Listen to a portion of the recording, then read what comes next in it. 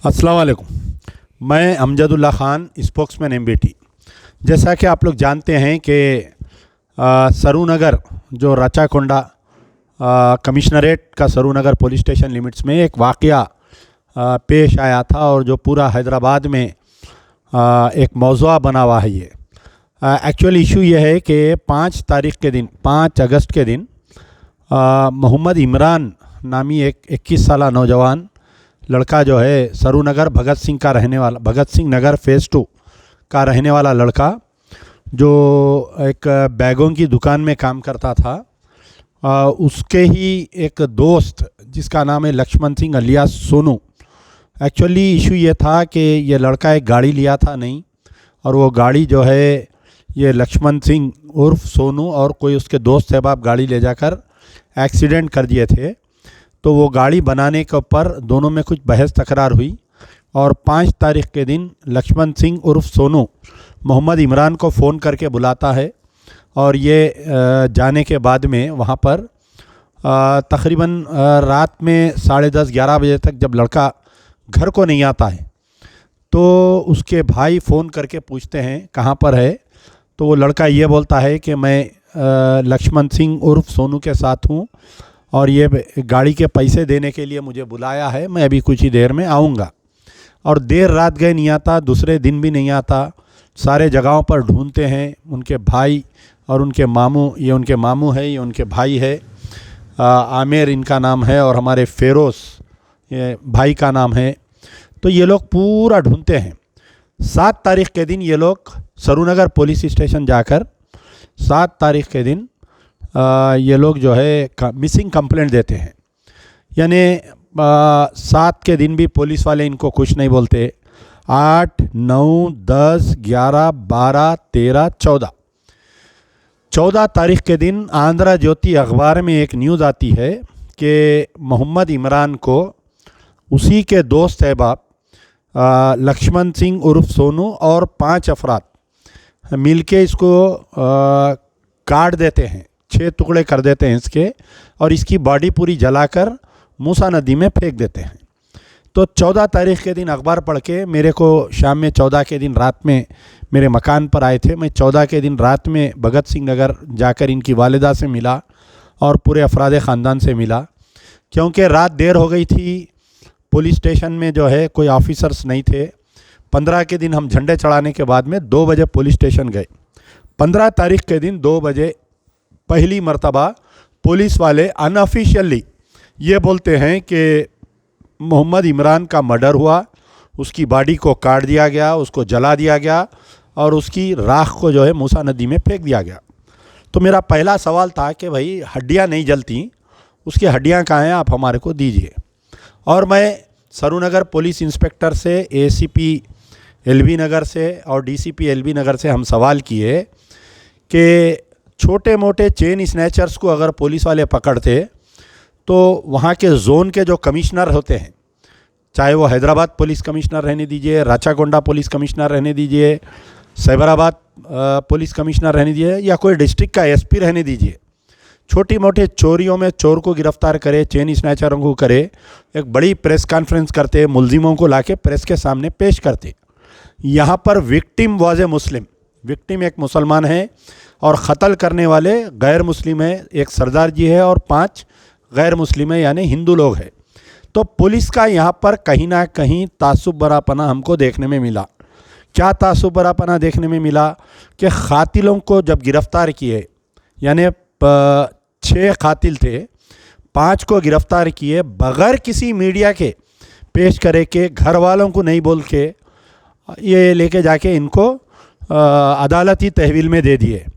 उमन ऐसा होता है कि जब इतना बड़ा वाक़या होता उसका क्राइम रिस्ट्रक्शन बोलते, यानी ये क्राइम कैसा हुआ, उनकी पुलिस कस्टडी लेते, उनको स्पॉट पर लेके जाते, वहाँ पर जो सीढ़ियों पर खून के धब्बे हैं उसको कलेक्शन करते, वो राख को निकालते, वहाँ से अगर कोई सीसीटीवी है तो उसको रिकवर करते। यानी पुलिस बिल्कुल ही तौर पर कुछ नहीं की। Highest of the highest level पे हम लड़ रहे हैं केस के ऊपर। हम इस केस के क्योंकि वो इलाका सबिता इंदिरा रेड्डी का है, कई मरतबा सबिता इंदिरा रेड्डी से गुहार किए कि भाई आपका एरिया है, ये भगत सिंह नगर आपका एरिया का एक बच्चा मिसिंग है, मर्डर हो गया, उसकी माँ तरस रही अभी तक, ये नहीं मालूम कि वो उसकी बॉडी है कहाँ, जला दिए, उसकी हड्डियाँ कहाँ हैं ये नहीं मालूम, उसका मामू तड़प रहा, उसका भाई तड़प रहा, पूरे अहलिया ने महल्ले उसके दोस्त अहबाब तड़प रही। तो Sabita Indira Reddy madam being the MLA of that area Maheshwaram, आज की तारीख तक ना एक फ़ोन करके उनकी वालिदा से बात किए, ना उनके भाइयों से बात किए। उनके करीबी लोगों को, कई लोगों को मैं उनके बेटे को व्हाट्सअप किया, उनको व्हाट्सअप किया। तो ये सबिता इंदिरा रेड्डी की ये यानी एक मुसलमानों के ताल्लुक़ से एक मुस्लिम लड़के का गुमशुदा होना, उसका मर्डर होना, और क़ातिल दूसरे फ़िरक़े के हैं, इसलिए सबिता इंदिरा रेड्डी इस मामले पर ज़बान नहीं खोल रहे हैं। अब और दूसरे हैं, कांग्रेस के लोग हैं, बराए नाम मैं समझता हूँ कि कांग्रेस के हमारे उज़्मा शाकिर मैडम आए थे और कोई बड़ा लीडर नहीं आया। हमारे अज़ीज़ पाशा आए थे मकान पे, क्योंकि अज़ीज़ पाशा का पुराना महल्ला है, वो अखबार में न्यूज़ पढ़ कर आए थे। अखबारात की तरफ से, मीडिया की तरफ से भी कोई कोऑपरेशन नहीं है। एक हमारे सियासत के आमिर अली ख़ान साहब मुसलसल ये न्यूज़ को फॉलो कर रहे हैं, और कुछ चैनल्स यानी बहुत मखसूस, मैं उंगलियों पर गिन सकता हूँ जो यूट्यूबर्स बोलिए चैनल्स है, वो लोग इस मसले को दे रहे हैं। फिर हम लोग बदजन होकर इनकी वालिदा मुमताज़ बेगम जो है माइनॉरिटी कमीशन से हम रुजू है, तारिक अंसारी साहब से, मैं, हमारे मुश्ताक मलिक साहब और हमारे आज़ाद साहब जो बीएसपी के हैं, उन्होंने हम लोग पूरे जने मिलकर जाके मिल के हम बोले भाई कि इतनी भी क्यों ऐसी बेहिसी हो गई कि एक मुसलमान नौजवान को ले जाकर मार के काट के उसको ज़िंदा जला दिए उसको, और कौम की तरफ से कुछ नहीं हो रहा है, हुकूमत की तरफ से कुछ नहीं। महमूद अली अपनी खवाली में लगे हुए हैं, number one CM, secular CM, और दूसरे कायदीन किधर है नहीं मालूम। आज की तारीख़ तक इस मसले पर कोई नहीं बोलने वाले है। तो माइनॉरिटी कमीशन के जो चेयरमैन साहब है, बहुत इसके ऊपर स्ट्रिक्ट एक्शन लेते हुए डीसीपी एलबी नगर मैडम को मदऊ की है। अब जिस दिन पेशी थी हम लोग सारे गए, उस दिन डीसीपी मैडम नहीं आए, और आपके डीसीपी मैडम नहीं आने पर एसीपी एलबी नगर को और इंस्पेक्टर सरू नगर को भेजे। एसीपी एलबी नगर और सरू नगर दोनों जने बैठ के जो है ये बोले कि 10 दिन का टाइम दीजिए, हम 10 दिन के अंदर वो सोनू सिंह को भी गिरफ़्तार कर लेते, लक्ष्मण सिंह उर्फ सोनू सिंह, और इनको पूरे हम जो भी डॉक्यूमेंट्स है यानी जो हड्डियां हैं वगैरह है इनके हम दे देते। 10 दिन दे के आज 11 दिन हो गया। माइनॉरिटी कमीशन का जो पहले यानी जो स्टार्टिंग में जो इंटरेस्ट था, मैं समझता हूँ कि वो 10 दिन में इंटरेस्ट ख़त्म हो गया। पता नहीं, हो सकता उन पर भी कोई प्रेशर आया होगा। खैर, मेरी उनसे गुजारिश है कि आप जो है इस मसले पर जो शुरुआत में, क्योंकि अभी तक हमारे को ना एफआईआर की कापी मिली, ऑनलाइन नहीं है एफआईआर, आज की तारीख तक भी मिसिंग एफआईआर बोल रही, जबकि क़ातिल गड़ गए, मालूम हो गया कत्ल हो गया, तो मिसिंग एफआईआर को चेंज करके 302 करना चाहिए था। वो भी पुलिस वाले करे नहीं करे हमको मालूम ही नहीं हो रहा। फिर उसके बाद में वो क़ातिल कौन गिरफ़्तार है, उनका ना कोई प्रेस के सामने स्टेटमेंट आया, ना उनकी कोई फ़ोटो आई, ना वीडियो आई। क्या वजह है कि रचाकोंडा कमिश्नर साहब और रचाकोंडा पुलिस, तेलंगाना पुलिस इस कत्ल को क्यों इतनी लापरवाही कर रही है? क्या वजह है, इसमें आज तक नहीं समझ में आ रहा है। अब रही बात जो तेलुगु मीडिया है, जैसा TV9, ABN या और कौन से चैनल्स है, आप बताइए, एक दलित लड़की के साथ अगर कुछ हो रहा, या रात के औकात में कोई एक औरत को पुलिस वाले रोक के उसके साथ कुछ बदतमीज़ी किए, पूरा स्टेट हल गया।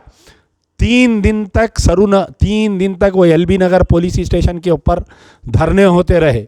यानी हमारा खून इतना सस्ता हो गया मुसलमानों का कि अगर कुत्ता एक गाड़ी के सामने आके, अगर कोई दलित के घर का कुत्ता, अगर कोई राव रेड्डी के घर का कुत्ता अगर कोई गाड़ी के सामने आके मर जाए, तो वो अखबार की हेडलाइन बन रही है, उनके लीडर आके वो कुत्ते के वास्ते भी धरना दे रहे हैं।